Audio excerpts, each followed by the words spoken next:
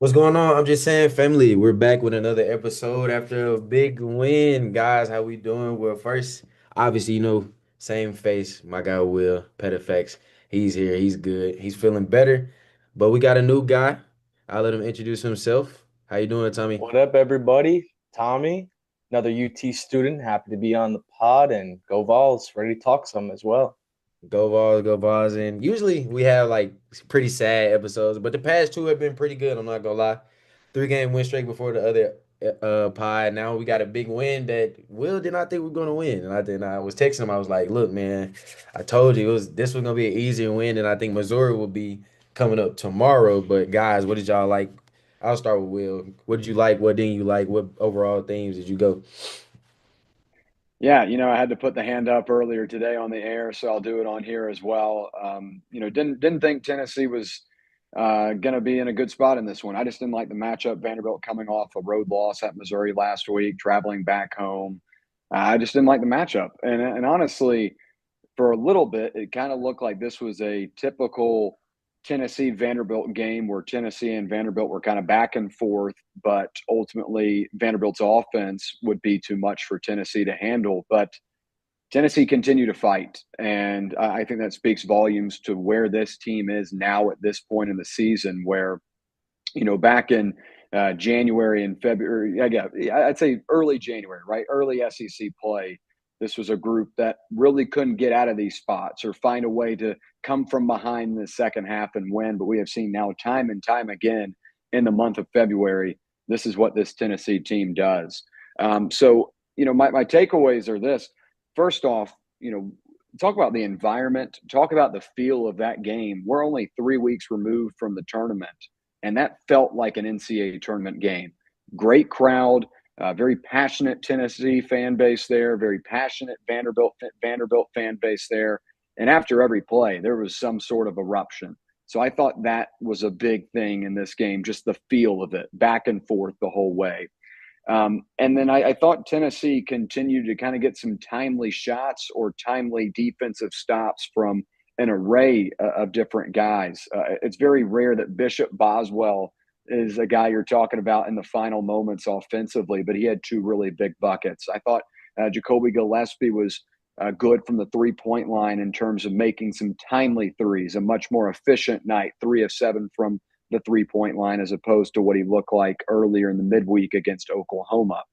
But one thing that was really specific to me that I give a lot of credit to Rick Barnes for in winning this game was around the 10-minute mark where Vanderbilt takes a 7 point lead. Their pace is just killing Tennessee with the current lineup that they had. And Barnes turns to his bench and goes small. Yeah, he He did. brings in Ethan Berg, who's usually tougher than a weekend at your in laws to watch. But this was specific because it allowed Tennessee to then match what Vanderbilt's pace was. So you had Berg, Evans, Ament, Gillespie, and then Dwayne Brown was at your five. And then Tennessee goes on an 11-2 run. That right there was so specific because Vanderbilt was starting to take the game away. They had the momentum. They hit a couple of big threes, 7 point lead on the road. That's where it usually snowballs for Tennessee in earlier months in the season. But a really key adjustment, you bring in the small ball, you match the pace, and Nate Ament might have been quiet for the most part in this game, but a huge shot with about 40 seconds left to go, 52, I think exactly. And you never trail from that point on. So a huge win, the second best win of the season behind Houston for me. And I was wrong. I'll admit it. I was wrong. I didn't think Tennessee was going to get it done, but hey, this might be just a different team than we anticipated seeing over the last couple of weeks. So huge win. Those are my main takeaways. I like that. Tommy, what you thinking? Yeah, to start, I think we'll hit it with, they're coming off that road loss at or they're coming off that loss to Missouri. Yeah. We haven't looked super sharp, but we're starting to put the pieces together. And that's what I think we saw on Saturday. Tennessee's putting the pieces together. And I think it helped that Vanderbilt almost threw away that game to Missouri. We were able to take advantage of that, ride in with our own momentum when we just slaughtered Oklahoma and use that in that game. Timeliness, like Will said, is another big one. We hit those timely shots. Gillespie was not sharp, 6 of 14 from the field. Nate was quiet. But the two players that stuck out to me were Bishop Boswell with those great clutch buckets at the end of the game, as well as Felix Akpara, who only played 16 minutes, but they were good 16 minutes. Obviously, foul trouble is not what you want out of your big guy, your star center, but 8 and 4 in 16 minutes was productive, and it's what we needed, but not the foul trouble. Moving forward, that cannot happen. But those two players stuck out to me and gave productive minutes. I think Tennessee needed a win like this where they were down 7 late in the game. Rick Barnes had to switch things up with the bench. But again, it's not a recipe for success moving forward. But to win a game like this late in the season, right before March, it is right up there with that Houston. It really is. Unfortunately, we couldn't see that against teams like Kentucky, which we could have really used it there too. But to go to a rival of yours, go into a harsh now environment, but still have a lot of your fan base travel, that speaks a lot on this Tennessee team and what they can do as the calendar flips to March.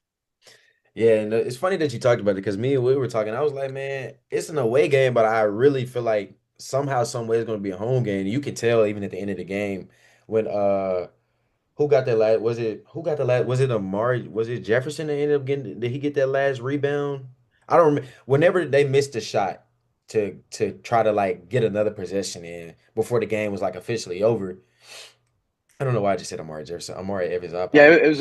it was Amari Evans though. Yeah, He my got bad. I don't know because why he I was at just the said free throw Jefferson. line Yeah, because he yeah, was at the yeah. And free throw that line right there. rebound, you could hear the crowd roar like it was a Yeah, home game. It was a lot of Vol fans there. And I think that was a really big thing and that really carried the momentum in certain moments. But one thing we talked about, Will, it was like, what can Tennessee do? And one thing I was looking to see is one, like you said, win the turnover battle, and two, can you make Tyler Nichols struggle? And they yeah, did an amazing job at that, man. I think he made one shot on the day. Yeah, he was 1 for 8, 1 for 6 from the field. Even the commentators were saying, I don't know where Tyler Nichols is. He shoots 43% from three. He's having a really hard time scoring on these Tennessee guys. And another thing, Duke Miles coming back. You knew he was gonna be energetic, ready to go. He made some timely plays, but he still struggled. 3 for 13 for only 12 points, 2 for 6 from the field. Tennessee did that was a hell of a job closing out on 3 point. Of course, Tyler Turner had his timely buckets, but the thing is, he ended up having 4 turnovers. I think he led the game in turnovers. Those are winning plays. Even Barnes went into the locker room and said, "Hey guys, look, we didn't have double-digit turnovers this game. We won a turnover battle." Those are winning plays, especially going into this SEC tournament. That's going to be a dog fight, and you can lose to any one of these teams that are going to be in it, and especially in March. I think that is one of the big things. Taking teams away from their strengths. What Tennessee has been doing since I've been watching Tennessee basketball all 4 years of college, taking teams away from their strengths and starting to understand we have to win a turnover battle. It doesn't matter if we're not making shots. That's going to come. Shots are going to fall. But we can't give teams the ball for free and give them fast breaks. And I think that's one thing that Tennessee did really well on Saturday. It was a good win for a reason. The under yeah. eight Well, timeout, especially and then we controlled the pace from there. After that under eight timeout, it was our game. It was in Tennessee's control, and it goes back to exactly what you said. Make teams uncomfortable at what they do best. yeah, and especially you talk about just the offense for Vanderbilt heading into the game. This is a top 15 Kim Palm offense, and they're in their home building. You knew Tyler Tanner was going to be impactful, and we had talked about that last week. He ends up going for 16, 5 of 9 shooting, but just 1 of 5 in the second half. Again, some timely stops, some timely instances for this Tennessee team. But Jeremiah, I'm glad you hit on Tyler Nickel and Duke Miles because those guys combined 4 of 21 in this game. Now, Miles, I'll give him a little bit of a break. He's been coming back from injury. That rust was still apparent in this one. He ends up going just 3 of 15, or excuse me, 3 of 13 from the field. And I thought he took a couple of bad shots over the final 8 minutes of this one. If I'm Vanderbilt, I'm getting the ball to Tyler Tanner. I'm surprised that Byington continued to allow Miles to kind of hoist up some questionable shots. Now, one of the most questionable ones of the night happened to go He in. did. Yeah. Yeah, and it's like one of those plays where you just throw your hands up. But The defense was so specific here. I'm glad you hit on it, Jeremiah, because it was great. And this is what Tennessee's defense has become accustomed to doing. And doing it on the road up against a team like this, coming off of a signature loss to Missouri earlier in the week, I thought is kind of just adding to how impressive this win was. And then just a couple more final numbers real quick. Tennessee finishes the game with a 40-22 margin in paint points, 14-8 tally on the offensive glass, 12-6 figure and second chance points. I think all of those play hand in hand to each other. And then, this is a group that held Vanderbilt to a 5 of 18 mark over the last 32 minutes from the 3-point line. So you rebound the ball well. That's what Tennessee is, so well renowned to do this year. One of the best offensive rebounding teams we've ever seen in college basketball history since the turn of the century mark. And then defensively, you always know Rick Barnes' teams are going to bring it. They hit the first 4 of 5 in the first 8 minutes to Vanderbilt. That's when it started. I was like, uh-oh, here we go. And then 5 of 18 to finish the game. That defense tightened up and played really big. I think a thing that goes unnoticed is how well Dwayne Brown played. Sure. Gotta play 30 That's minutes big. because Notice. Akpar only played 16 due to foul trouble. What can you do in these big games, Dwayne Brown? And I think he really showed up. And I think he only had 4 rebounds, yes, but the fouls that he was able to cause about hustling on the board and getting team fouls, getting Vanderbilt in foul trouble, are things that don't really show up on the stat sheet. But when you watch the game, you can see his impact. He was hustling. The guy, he has a high motor, and I really like him. And I think Barnes can kind of see if we could give him 30 minutes maybe we could keep our bigs more fresh than we think, especially with Estrella out. When hopefully Estrella gets healthy for Alabama's game. I don't think he'll play tomorrow. However, you can rotate these bigs in and out, give them fresh minutes. I think fresh legs will be the biggest thing, especially going deep into the SEC tournament because guys, the bigs are huge. They're pretty big. So if you can keep your guys fresh and you can trust him because he's not really turning the ball over. He's converting over 50% of his shots at the rim and he's rebounding. He's offensive and defensive rebounding. I think that's something that you can trust, especially in Barnes' system for sure. Yeah, a couple of noticeable storylines. I think I'll start with the smaller one first. You see the rebounding, and that it's going to lead to fouls. Vanderbilt had multiple starters with 4 fouls, got them in foul trouble. I know a lot of that came at the end of the game too, but we caused havoc there. They fouled us, and what did that bring us into? The biggest struggle for us all season: free throw shooting. It's been terrible. Santiago Vescovi just 2 years ago shooting 90% in the second half of games from the line. We don't have that anymore. But what do we do tonight or Saturday? Shot over 70% from the line. Not great. That's not where you want to be, obviously, even at college level. But we're making them in, and that's going to lead me into my next point, the Jalen Carey revenge game. By no means he was sharp, but when he was hearing it most at the line, he went 3 or 4. And that's what we needed. Just little things like that. Gary's an interesting case study for me. I don't know, man. In SEC play, Carey has attempted 68 shots that are considered layups, and he is 79.1% in that facet, a 96 percentile. Or excuse me, layups. Excuse me, the league average layups is 79.1% on such shots. He is shooting 42.6% on those. That's the 12th percentile considered to the average of 96%. That was the thing we were looking for, Jeremiah, last week, and we mentioned it. What does Carey look like? I thought he came out kind of doing what I expected and trying to be a little too much. Like he had a pretty imposing screen early on, got a foul on that, and I'll give him a little bit of credit here. Vanderbilt was acting like it was, LeBron James returning to Miami or something, or Cleveland, I should say. But I think this team's better without Carey on the floor. Now, I get it. He had a couple of nice, free throws. Those were timely, and I'm not discrediting what Tommy's saying there. But I just think he's almost sometimes a negative asset because he is a really good rebounder, and, he's in the top percentile in that category, but he can't finish. And he can't space the floor. And his free throw shooting was better Saturday, but it's been an issue throughout the year. I'm not saying you don't play him, but I think you've got better options, especially if Estrella comes back. With the way Estrella's played recently, now I know he's a liability defensively, but with the way he's played offensively lately, you're getting another solid performance out of Dwayne Brown that's now back to back for him. I think you have better options at this point in the season. Am I wrong in saying that? I don't And think why you're wouldn't you wrong. play the younger guy in Dwayne Brown? Yeah, I don't He's think you're proved wrong it. in saying that at all. Because I think, like he said, you play the younger guy.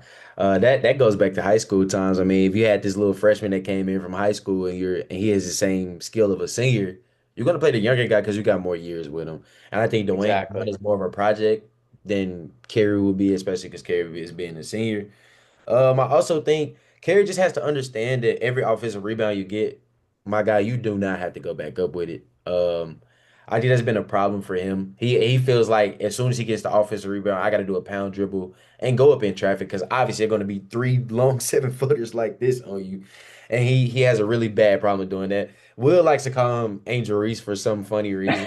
It's actually it really translates because if you really watch the game, like he's ferocious, like he's Up and literally up. ferocious. He goes to get the rebound, and it's a really a really bad problem with the points, the ball going back in the basket. I think he got to understand, guys. We got an offensive rebound. That's a whole nother possession. Let's set the offense back up. Hopefully this shot will fall this time. And if he understands that, I think he'll be a better player because you can't take him off the floor. He's too much of a monster and much of a unit in the paint, and he can bang with the bigs when you need him to, especially with the straight out. So his minutes are going to be a little bit more. And Felix Akpar does not know how to stop fouling. So he's going to get minutes regardless of what we like or not. I think he just has to change his chances of getting the rebound into a new possession instead of, hey, I got the rebound, let me go be the superhero. If that changes, then I don't think we will have much to complain with Kerry about because he's really good on the defensive end, banging with guys and getting offensive rebounds. So yeah. Yeah, a lot of hero ball with Carey and even 2 of 7 around the rim. It's not going to cut it. And he is a force. But with the way Dwayne Brown's playing, you hope in the future, especially in these more meaningful games coming up, that Akpara will tighten things up with this foul trouble. But if you're facing, a guy who might be as big as Zach Edey was, you might need a guy like Carey, just a big body out there. But he shouldn't be a guy who's going to be the option on offense. I mean, week in, week out, he's proven it. Unfortunately, it's not the guy we brought in, Yeah. No. and even Carey beginning of the is season.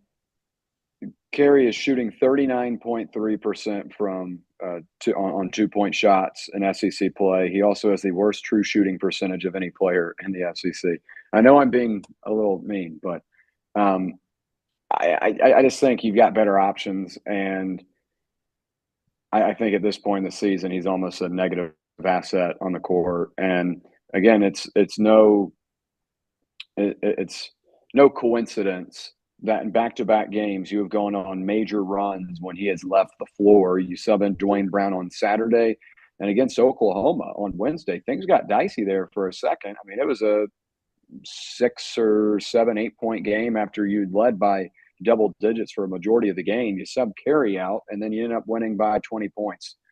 So I just think it's something Barnes has to think about, and I think there are ways to use him, especially just as kind of an imposing threat down low. But like you said, Jeremiah, getting the rebound and just kicking it out, I think that you have a higher percentage chance than, and this is terrible, that you have a higher percentage chance than having him put it right back up 2 feet No. away from the rim. But it's just, I mean, the numbers are self-explanatory, and I think that's one of the lone negative things that really stuck out to me in this game. Just another inconsistent, not great offensive performance from Carey. And it fits the Rick Barnes mold. These teams are never high in pace in any metrics. Why not kick it back out, set up your offense like your coach is always telling you to do? Fits Yeah, the mold. I think it. I don't know, but I'm looking forward though. Tuesday night, you go into Missouri, 3.5 point favorites. I think the last time I looked at it, I think it was 3 or 4.5 point favorites.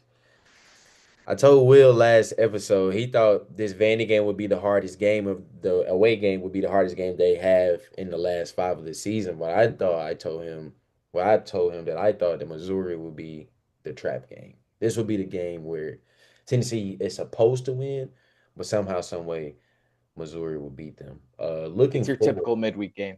yeah. We'll start with Will. What do you think Tuesday night looks like for the Vols going to Missouri? Well, let's set the table real quick and tell me if this sounds familiar. Final 2 weeks of the season, Mhm. on the road, midweek game, late tip against a fringe NCAA tournament team. Well, we saw that last year against Ole Miss. Yeah, And loss. that was a game where Tennessee was a favorite on the road, and you go into Oxford and you wind up losing. And granted, Ole Miss ended up being a better team than you anticipated than at the time of that game, but the point still stands. This is the end of the season. You know, there are other teams other than Tennessee that are trying to boost their resume and that are trying to fight on the seed line. For Missouri, they're fighting for their tournament chances, period. For Tennessee, you know, you're trying to get more quad one wins, have the opportunity to move up the seed line. Missouri's trying to play their way in. They get a huge win over Vanderbilt, and that helps it out. You know, they had a strong performance against Arkansas and on Saturday, but you know, a team like Tennessee comes into your home building, those are the opportunities you have to take advantage of. So I look at a guy like Mark Mitchell in this game as an interesting player for Tennessee to go up against because he's a guy that plays at all three levels. You know, a transfer from Duke a couple of years ago has been with this Missouri team for a couple of seasons now. Um, he's had a good stretch of basketball recently, and he's going to pull you out of the paint. So I'm interested to see if that helps Tennessee out in terms of now you've got, you know, one of their bigs that is roaming around the 3-point line. Um, does that does your rebounding that has been strong throughout the season by multiple players continue to stay at that level, or does pulling out one of your bigs then cause issues for Tennessee in their ability to get boards? So I look at that as one thing. The second thing, and these are two stats that I pulled out on Sunday, but they are just interesting for the topic. Tennessee now back in the AP top 25 poll, number 22. Um, but you've seen this team struggle when they get back in the poll this year and struggle when they are in the poll period this year. And Tennessee, after the win against Vanderbilt Saturday, is now 7-0 in games as an unranked team over the last 6 years. Their last loss as an unranked team to another team was against Auburn on March 7th, 2020. So now that you're back in the polls, do you start getting the mindset of, oh, we're good, and we're back firmly in this, tournament seeding list, and back getting the respect from everyone else? I kind of feel like Tennessee plays with a chip on their shoulder when they aren't given that top 25 name. And it's also crazy that Tennessee's only played in 7 games in the last 6 years as an unranked team. But regardless, point still stands there. And then finally, what I do think is important as we talk about coming back on the road against Vanderbilt, that's now the 3rd game in a row that Tennessee has done that in that same spot. So trailing at halftime in an SEC road game in January, Tennessee trailed Arkansas 37-36. They lost the game. Against Florida, they did so as well, 41-28, and lost the game. But in the month of February, Tennessee trailed Alabama 39-36, came back and found a way to win. Against Georgia, 34-28. You found a way to win. Saturday, 35-31 at Vanderbilt. You find a way to win. I think that's a positive, and I think it shows where Tennessee is at this point in time. So even if they get down in the first half or have, a little bit of a tough moment out of the gates, I still have the trust that this team can come back. But I do worry about that late tip and just that environment, because it is tough to turn around and have a really strong win against Vanderbilt, travel to Como, Yeah. play at 9 o'clock against a hungry team. So I'm interested about the rebounding, but also just interested to see what Tennessee looks like with all the travel playing in a late tip. Okay, tell me, what do you think? Yeah, a lot of things worry me about this specific game, believe it or not, a lot more than the Vanderbilt game. I think obviously history shows that we own Vanderbilt, so that's a good thing, and that helped me feel a lot more calm going in that game, and a win made it feel a lot better. But going into this game, you look at that midweek game, you look at the late tip, and you look at the fact that Mizzou is hungry, like Will said. This is a team that has a lot of good role players. I mean, not even just the Mark Mitchells, who is one of their top dogs. You look at the Jacob Cruz, you look at the Anthony Robinsons. This is a team that is deep, and they're gonna shoot it well normally. But again, you look at a guy like Jacob Cruz, who is shooting 45% from downtown, which is just insane. Tyler Nickel was nowhere to be found on Saturday. Tennessee needs to do that again. But the other thing that worries me is we have Bama in that rematch on Saturday.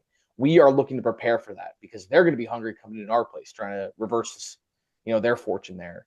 But we can't let a game like this against Mizzou, which is a quad one opportunity, no matter how much Vegas hates them, no matter how much Ken Pom and the net hates them, because I think they're in the 60s in the net, which blows my mind because I think Mizzou is a much better team than that. I was just saying they're a deep team, whatever. You can't let this game slip away. This is going to boost our resume. We are sitting, NCAA just released their top 16 the other day. We weren't in there, but we're sitting right outside. We have the chance of these next few weeks to firmly get into those top 16. We really can. And again, just a game like this, which everything's favoring, Tennessee to just go in, do their thing, get out. Besides the fact that it's the midweek game, the late tip, you got Bama Saturday. I think Tennessee needs to go in with that chip on their shoulder again and say, we're still not the guys to beat in the SEC. It's still Florida. But you have to take care of the teams that you're supposed to be. And Mizzou, at the end of the day, you have to beat them. You have to. Yeah, me and Will always talk about. I always say you got to win the games you're supposed to win. Vanderbilt is not a game you're supposed. Nobody thought at them like Will said that was a bad spot for Tennessee. However, you got those things done. Now this game, you're going in this game as favorites. Yes, it's a road midweek game. However, these are games you're not supposed to drop. This game in South Carolina is supposed to be a for sure dub. Like this is something that guys are doing predictions over preseason and saying, "Hey, Tennessee won this game. Hey, Tennessee won this game." I think the biggest thing is turnovers. I think turnovers are going to be the biggest thing because Missouri gets loud. I watched that Vanderbilt game and they were pretty loud. They were really loud until that late game surge. And I think one thing that Tennessee kind of does is they like speed up. Like we talk about Rick Barnes' offensive scheme is pace half court. Let's run some plays. Yeah, we get out in the break sometimes, which is really good. However, we don't need to speed up and shoot the ball in the first 10 seconds of the shot clock. Let's set something up, get Nate to his spots, get Jacoby to his spots, or do the offensive rebound and do the reload threes that Jacoby's really good at. Let's knock those down. Um, I think this game can't be an off game from Nate and Jacoby. This can't be one of your 3 for 13s or 2 for 14s with 4 turnovers or 1 for 6 from three. Nate or Jacoby, preferably Nate though, because I think this team is a lot better when Nate is the leading scorer and Jacoby is facilitating. I think Nate has to get going. This has to be one of his games that he shows why he's a top 10 prospect in the NBA draft this upcoming summer. Usually he does really well in the bounce back games as far as in this little streak that they have in the last 10 games where they've only lost one in the last 10, I believe. Well, yeah, I'm pretty sure they only lost one in the last 10 or 9-1. However, this has to be that bounce back. I need 20 points from Nate. I'm looking for 20 from Nate. 20 and like collected with 8 rebounds on top. And that leads me to my next question. I think so. My answer for what would be the key thing that I'm looking at from the box score going into Missouri, where after Missouri with the win or loss, who plays? I think the success of Nate Ament will be the winner or loser of this game and the deciding factor. So we're going to go Will and then Tummy. If you had to see one stat, one player, anything, what wins or loses this game on Tuesday? That's tough because I think there are a couple of different ways to look at it. I look at Missouri's guard play with guys like Jaden Stone, a fifth-year player, played at Detroit Mercy and Grand Canyon, now in his fifth year for Missouri, second leading scorer at 15 a night.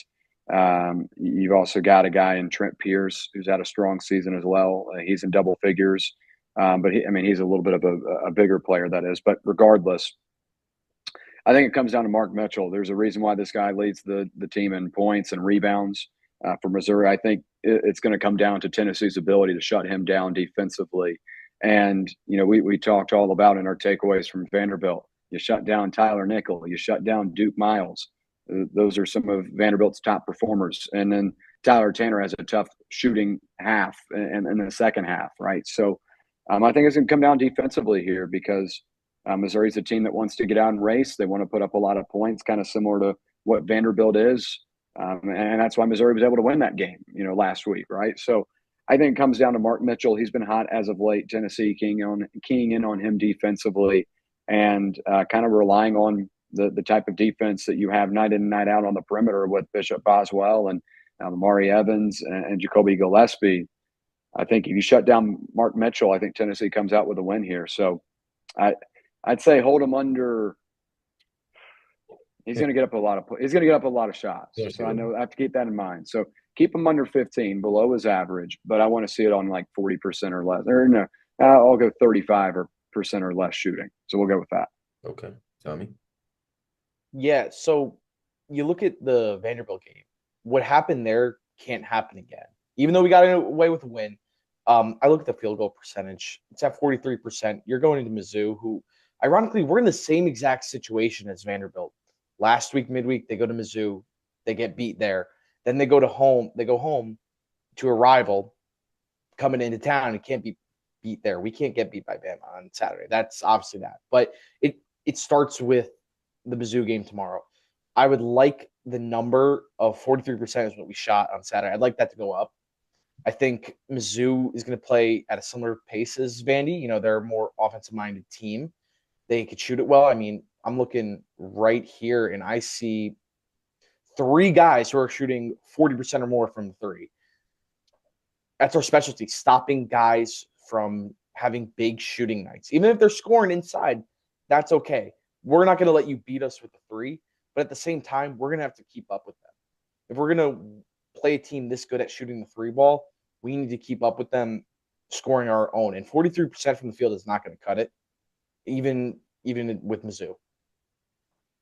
Okay, so we'll be pretty sure texting during the game because usually when Will said something like he said, it was funny that he predicted he was like, Kerry's gonna get in the game and make this a game about him.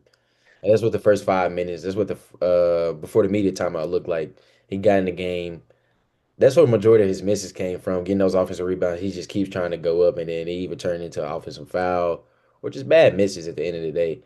So I'm excited to see what Missouri looks like. I didn't count this as a win in when we previewed the last 5 games last episode. We'll see if I'm wrong this time, like Will was on Saturday.